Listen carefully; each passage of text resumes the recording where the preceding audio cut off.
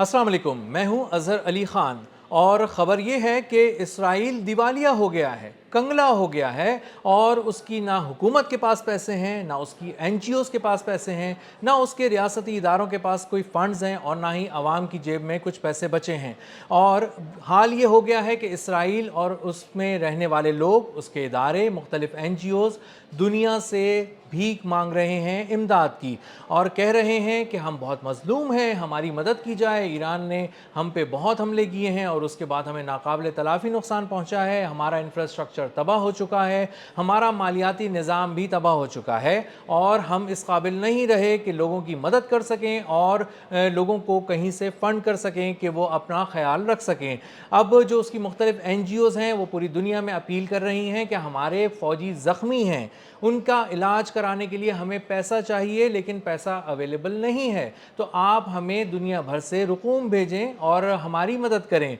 इसी के साथ साथ उन्होंने कहा है कि इसराइल में जो फ़ौजी इस वक्त हमारी हिफाजत के लिए हैं, यहूदियों की हिफाजत के लिए हैं, वो उनके पास ऐसे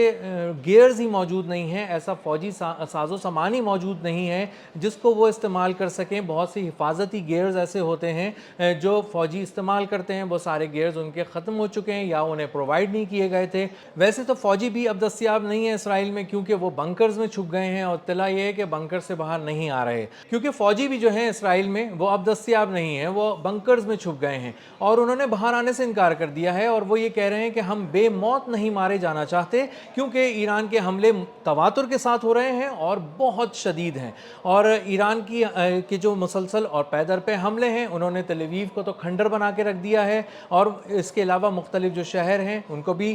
खंडर बना के रख दिया है। जो अहम फ़ौजी तनसीबात थी तमाम उड़ा दी गई हैं, जो अहम ऑयल रिफाइनरीज थी तबाह कर दी गई हैं, इंफ्रास्ट्रक्चर जो शहरों में था वो तबाह हो चुका है और अब मालियाती निज़ाम को चलाने के लिए बैंक्स अवेलेबल नहीं हैं। इसके अलावा गवर्नमेंट की जो मशीनरी है वो अवेलेबल नहीं है, तो जो सरकार के फंड्स हैं वो कौन प्रोसेस करेगा, कौन देगा, कौन उसको की डिसबर्समेंट करेगा, उसके लिए कोई मैकेनिज़्म भी नहीं बना हुआ और उसके लिए कुछ लोग भी नहीं हैं दस्तयाब। कोई साइन करने वाला मौजूद नहीं है, कोई देने वाला मौजूद नहीं है, किससे लें और कौन किसको दे, इसका किसी को कुछ समझ में वहाँ पे नहीं आ रहा। इसलिए अब उनके पास एक ही सूरत बची है कि वो इंटरनेट पर पहुँच जाएं और वहाँ जाके बताएं कि किसी तरह आप हमारे बैंकों में कुछ पैसा भेजें ताकि हम उसको मुख्तलिफ शक्ल से, मुख्तलिफ ज़राए से विड्रॉ करने की कोशिश करें, कोई ATM यूज़ करें या कुछ मज़ीद कुछ कार्ड्स यूज़ करें या कुछ इलेक्ट्रॉनिक पेमेंट्स करें और किसी तरह पे हम कोई ऐसा इंतज़ाम करें कि जिससे हमारे लोगों की भूख मिट सके, उनके ज़ख्म भर सकें, उनका इलाज हो सके। ख़ास तौर पर उनके फ़ौजी जो भूखे भी हैं, ज़ख्मी भी हैं और उनका कोई पुरसाने हाल नहीं है। अगर वो अस्पतालों में हैं तो वहाँ उनके लिए इलाज की सहूलतें नहीं हैं और अगर वो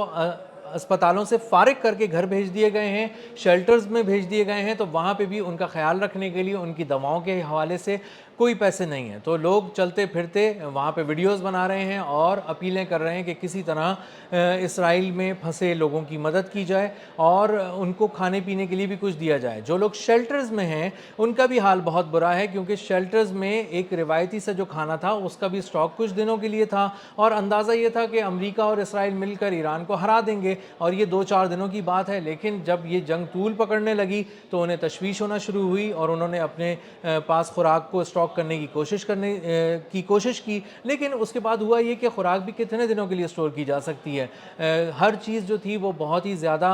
आर्जी तौर पे की जाने लगी और आर्जी तौर पे किए जाने वाले इंतज़ामात अब नाकाफ़ी साबित हो रहे हैं। अब ना घरों में खुराक है, ना शेल्टर होम्स में खुराक है, ना अद्वियात हैं दस्तयाब और ना ही एक्सेस टू हॉस्पिटल्स और हेल्थ केयर है। यानी कि आप अगर ज़ख्मी हैं और या तो शेल्टर में भी जैसे ज़ख्मी हो गए लोग या मर गए तो उनकी ना लाशें ठिकाने लगाई जा सकी, उनको ले जाया जा सका और ना ही उनको हॉस्पिटल तक और हेल्थ केयर फैसिलिटीज़ तक वो पहुंच पा रहे हैं। तो ये एक सूरत हाल जो इसराइलियों के लिए है वो बहुत ही मुश्किल में है। यहूदी बहुत ज़्यादा जो है वो इस वक्त नफसियाती मसाइल का शिकार हो रहे हैं, पागल हुए चले जा रहे हैं। उनके करीब लाशें पड़ी हैं, उनको पता चलता है कि उनके फ़लाँ कज़न की डेथ हो गई है, फ़लाँ जो उनका प्यारा है, उनका दोस्त है, वो वहाँ फ़लाँ जगह पे मारा गया है और वो ना उसके पास जा सकते हैं, ना उसे उठा सकते हैं, ना उसका गम सही से मना पाते हैं, क्योंकि उनको तो अपने ही जान बचाने के लाले पड़े हुए हैं, उसी की फ़िक्र खाई जा रही है। उसकी एक वजह یہ بھی ہے کہ جو شیلٹر ہومز میں لوگ گئے تھے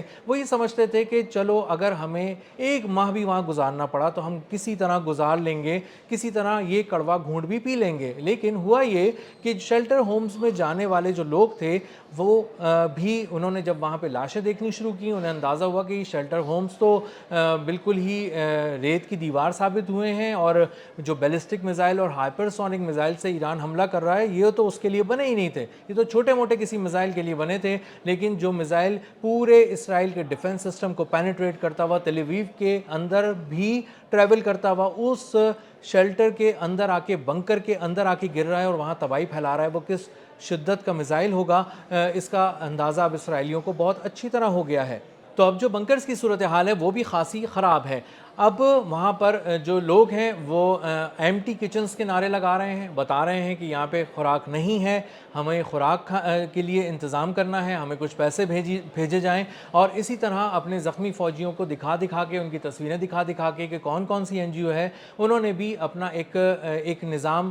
بنا لیا ہے۔ اب یہ نظام پیسے مانگنے کا ہے، بھیک مانگنے کا ہے، یا لوٹ مار کا ہے، اس کی آڑ میں اس کو بھی اب کنفرم کرنے والا کوئی نہیں ہے، کیونکہ وہاں گورنمنٹ تو ہے ہی نہیں، اور وہاں پہ جو ریاستی ادارے ہیں وہ بھی مفلوج ہو چکے ہیں، معطل ہو چکے ہیں، بلکہ ہم یہ کہہ سکتے ہیں کہ اسرائیل ڈس انٹیگریٹ ہونا شروع ہو گیا ہے ایڈمنسٹریٹولی، اور وہاں پہ جو ادارے ہیں وہ نہ دستیاب ہیں، نہ ان سے کوئی رابطہ کر سکتا ہے۔ تو جس کو بچنا ہے، جس کو کھانا ہے، جس کو پینا ہے، جس کو علاج کرنا ہے وہ خود کرے، جس کو بچنا ہے ایران کے میزائل سے وہ خود بچے، اور جس کو وہاں سے جان بچا کے بھاگنا ہے وہ خود بھاگے، کیونکہ اب عملی طور پہ نہ گورنمنٹ ہے، نہ کوئی ادارہ ہے، نہ کوئی خوراک دینے والا ہے، نہ کوئی زخم آنسو پہنچنے والا ہے، نہ زخم بھرنے والا ہے، اور وہاں پہ لوگوں کو اب بہت زیادہ مشکلات کا سامنا کرنا پڑ رہا ہے۔